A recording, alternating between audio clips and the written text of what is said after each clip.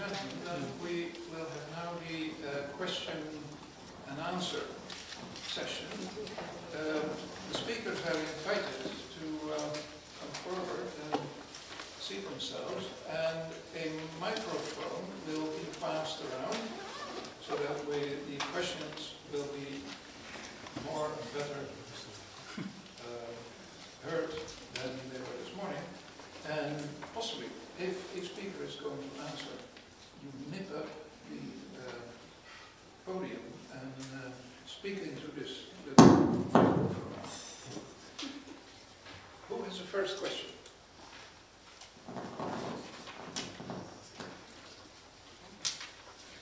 I will wait patiently. Yes, over there. Two at the same time. The lady first. I have a question for the second speaker.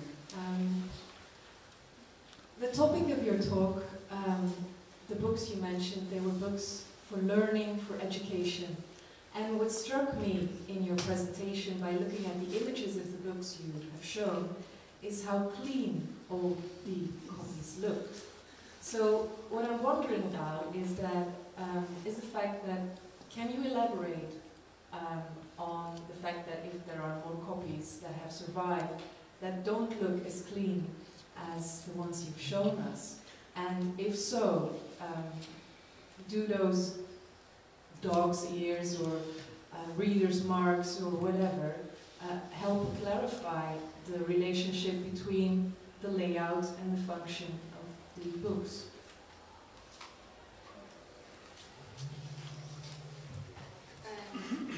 First of all, there were two kinds of books that you've seen. Pages from books which are digitized, so those pages are clean. And pages from the actual books where you can see my pen, where you can see my hand, and these were the proper books. From this period of time, we do not have, we just have one or two copies of each book. Why? Because they were used outside Greece. They were used in local communities. And whether there are copies in foreign libraries, I don't know.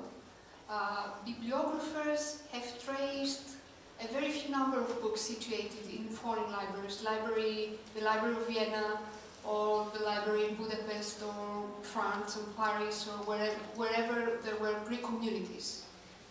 So, the books I've seen are dirty books.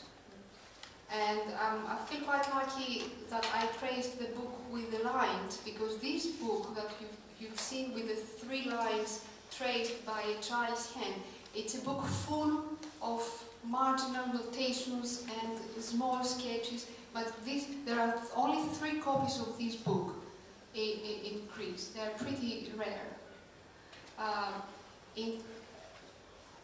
This is what I understand from your question. Above this, apart from this, it's a very clean layout because we don't have a lot of text. We are talking only about letters, syllables of 2 or 3 letters, and very simple words. And we are talking about text configurations which are not continuous text. You don't have blocks of black text. You just have columns.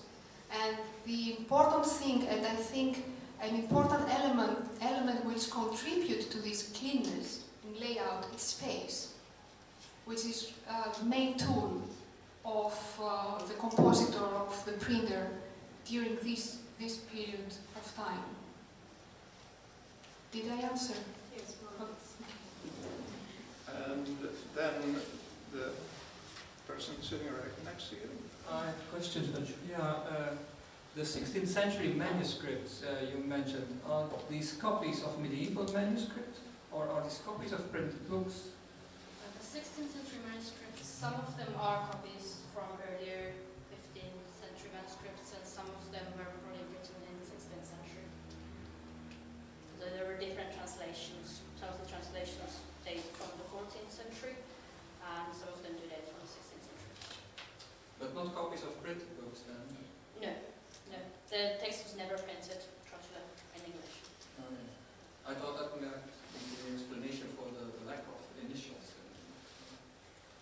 they could have been copied the model from other printed texts of the time, but the text itself was not printed.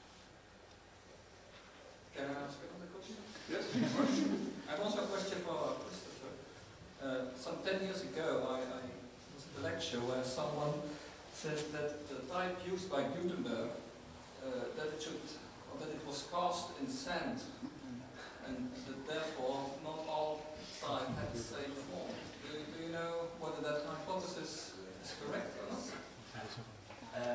You have seen the prophecy of Sibyl, the photo of the prophecy of the Sibyl. I can show it. So at the moment I'm analyzed this print, and so I have this wonderful photo. And I can say it's not published anymore, my consequences, but I'm really sure, because this Sibyl, sorry, it's a moment. It's the so-called DK type, the Donat calendar type of Gutenberg, and it's presumably the first type he used. And this is a print with, you can see, not very fine lines, and we think the casting is not very good. And it is one of this example which everyone say this could not be with movable types printed, but I'm really sure it is.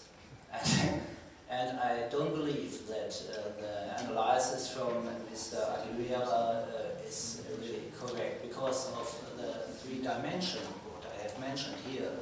There are so many influences, you are not able to measure them mechanical. So you have to compare them optical, and I'm really sure it's not correct anymore. Okay, thank you. Would you also like to comment a little on this? He is very knowledgeable about this subject. Now that we have him in the audience. I only want to comment about what was said last, about the type founding in sand. The evidence produced by this Spanish man and by Paul Needham, don't forget that's the most important equivalence we have, was that the hyphen at the end of the Gutenberg Bible and of the books as well were not every time at exactly the same place. Once it was a bit higher, a bit lower, so it cannot be one matrix. So that from that came the idea that the matrix was, that the punch was put in sand individually and not via a matrix. And that was the idea of Needham and others as well. My opinion, I'm not sure. I don't want to say no nor yes. Joran wanted to ask a question. Wait for the microphone. Wait for the microphone. There's a microphone. I have a question for Niki. You showed us some title borders, and how far do they go back? Because many of the examples you showed were second half of the 18th century, beginning of the 19th century. But these, these ornamental borders on the title pages, how far go they back? Have you checked that?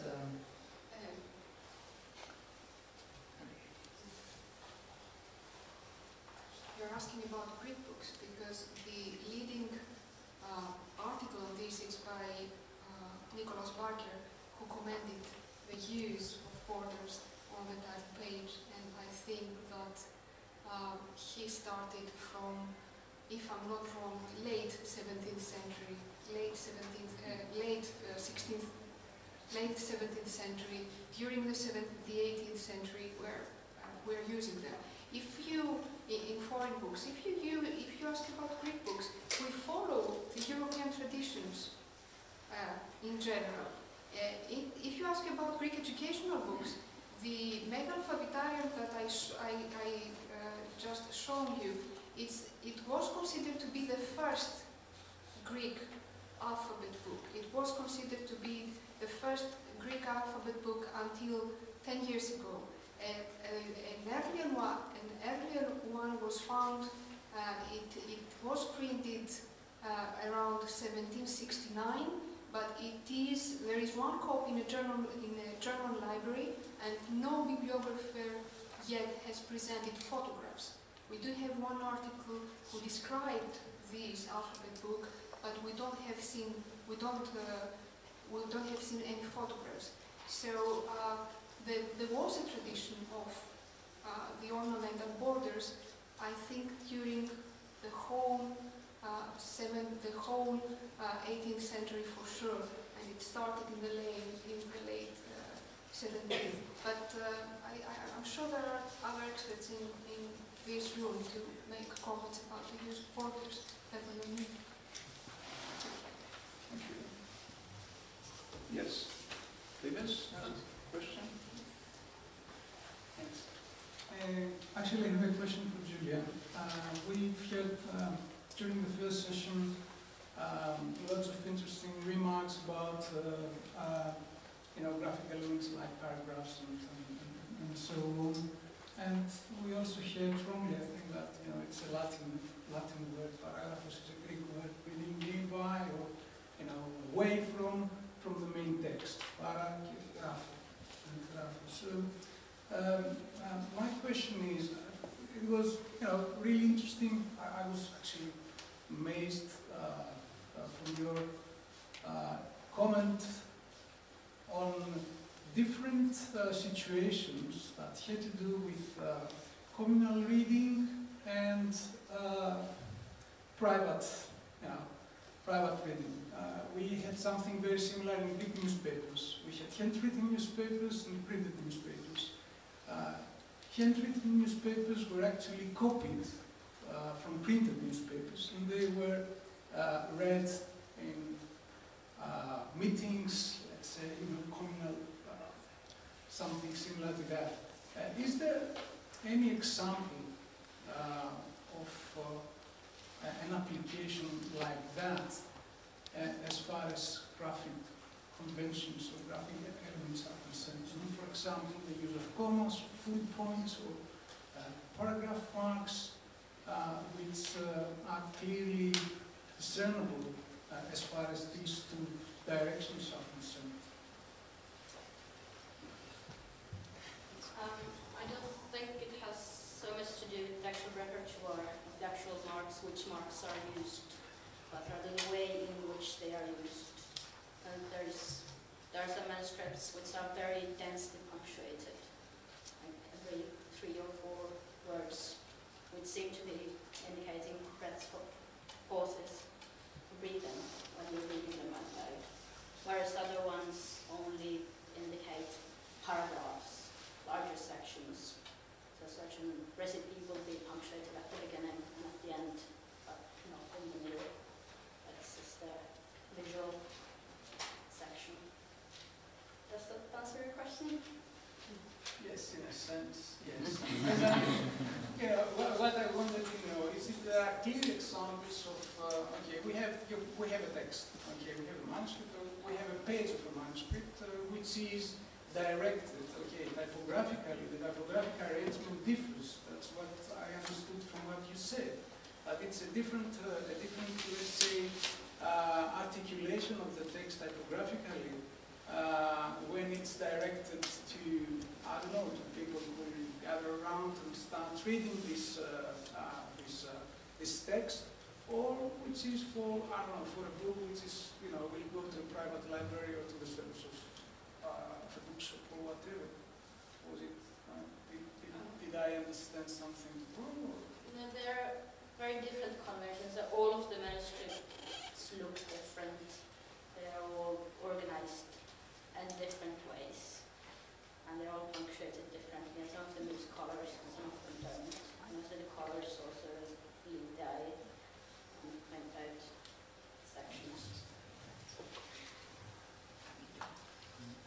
There is a little time left for one more question.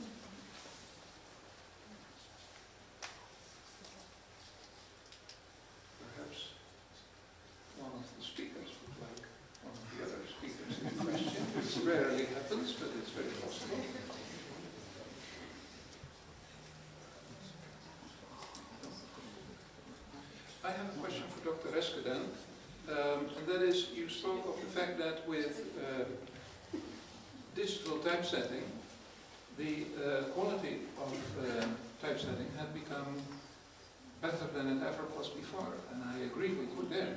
But right on its heels, we have these new reading surfaces, e-books, the iPad, and it is my impression that their quality of character representation, you can't talk of typesetting there, character representation, the quality of it is going up very, very quickly and will soon be on the same level as digital typesetting is now. Can you agree with me? Yeah, I think so, because it's another lecture, so I stop there. And I think you are absolutely right.